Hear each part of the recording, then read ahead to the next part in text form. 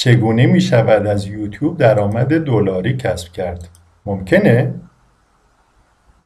خب، با سلام و ارادت، اینجا کانال آکادمی یوتیوب سعادت هست و من ایرج سعادتمند در خدمتون هستیم. ببینیم که چجوری میشه از یوتیوب درآمد دلاری کسب کنیم. اگر سلسله مباحث ما رو پیگیری کرده باشید، این جلسه ششم یا ویدئوی ششم هستش که خدمتون هستیم. به آموزش یوتیوب میپردازه. 0 تا 100 یوتیوب رو ما قراره که انشالله طی چند ده تا ویدئو عرضه کنیم. خب ببینید عزیزان، جلسه گذشته یا جلسه پنجم و بخشی از این شرایط و ضوابط رو عنوان کردیم. اینجا 4 شرط دیگه رو میخوایم خدمتون عنوان کنیم. قبل از اینکه شرایط رو بیان کنیم، یک توضیحی من بدم خدمتون که ما قاعدتاً باید بدونید، ولی اگر نمیدونید این قسمت رو بدونید که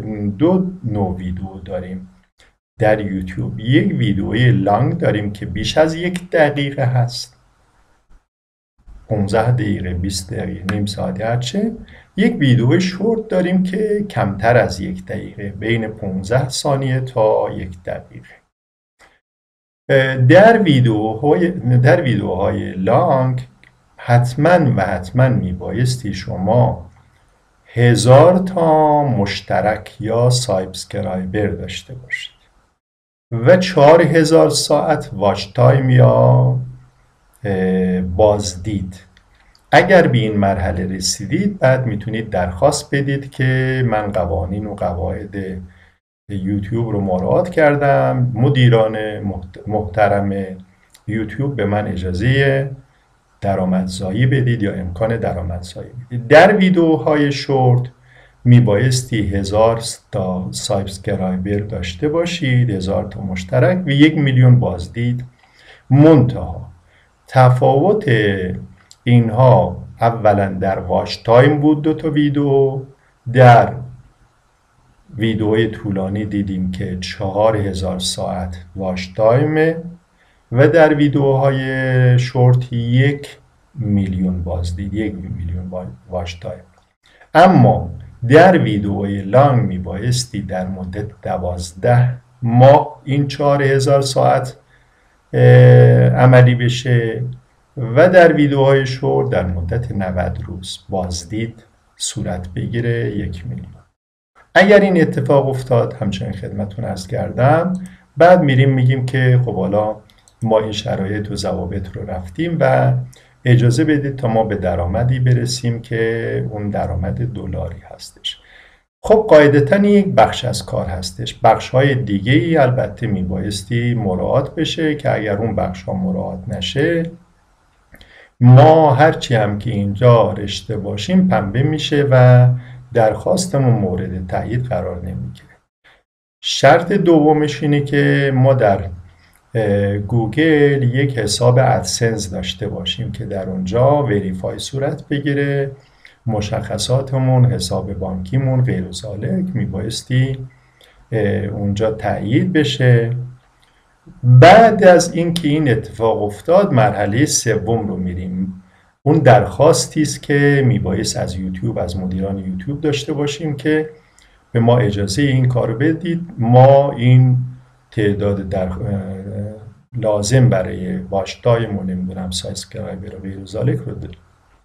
شاید بفرمایید که پس بنابراین قصه سومی که اینجا آوردید چیه؟ اینجا رعایت قوانین. این رو ما هفته گذشته یا جلسه گذشته به طور مستوفی به قول آقایون علما عنوان کردیم. گفتیم که قواعدی که میبایست مراعات بشه در یوتیوب فوق‌العاده سفت و سخت هستش و اگر کوتاهی در این زمینه صورت بگیره، کم توجهی صورت بگیره، ما با وجود این که واچ تایممون، با وجود این که سابسکرایبرمون به اندازه کافی هست و چه بسا حتی شاید میلیون ها سابسکرایبر هم داشته باشیم و میلیون ها ساعت واچ تایم هم داشته باشیم، اما به نتیجه مطلوب نرسیم و مجوز دریافت درآمد دلاری بمون یا درآمد حالا یورویی درآمدزایی بمون نده. چرا؟ چون ما قوانینشون رو مراعات نکردیم. چه قوانینی؟ مهمترین قانون اینجا قانون کپی رایت. شما اگه یک مطلبی رو، یک ویدئویی رو از یک جایی برداشت کردید و بدون مجوز در یوتیوب بارگذاری کردید، یوتیوب با توجه به اون هوش مصنوعی که خیلی همین چند وقت قوی شده بررسی میکنه، متوجه میشه و بلافاصله بیخیرتون رو میچسبه، میگه که این ویدیو کپی رایت، قانون کپی رایت مراعات نشده.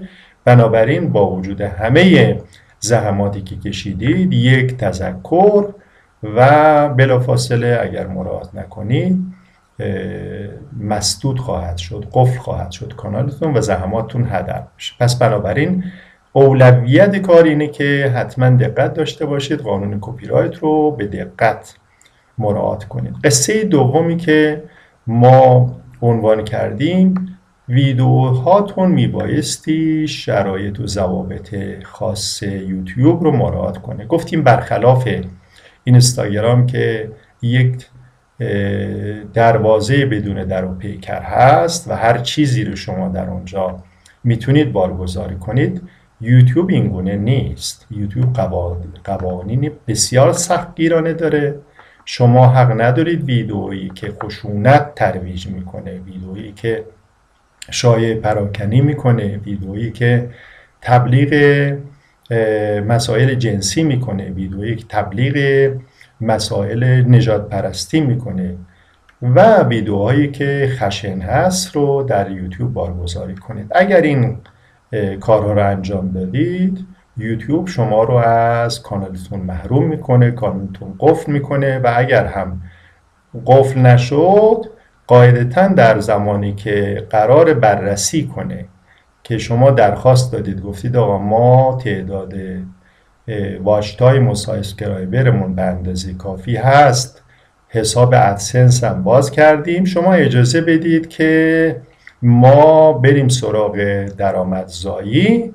اونجا یوتیوب بیخیرتون رو میچسبه، میگه که نه شما این کار انجام ندادید و اینجا میبایستی متوقف بشید یا اینجا حسابتون مسدود میشه که این موارد رو شما مراعات نکردید. پس بنابراین رعایت قواعد و قوانین و دستورالعمل‌های یوتیوب خیلی الزامی است، اون رو دست کم نگیرید. نهایت من خواهشم اینه که اگر ویدیو رو مفید دیدید، زحمت بکشید، لایک کنید، کامنت بگذارید، مشترک بشید، اون زنگوله رو به صدا در بیارید تا ویدیوهای دیگه مون رو هم که منتشر میشه براتون نمایش بده.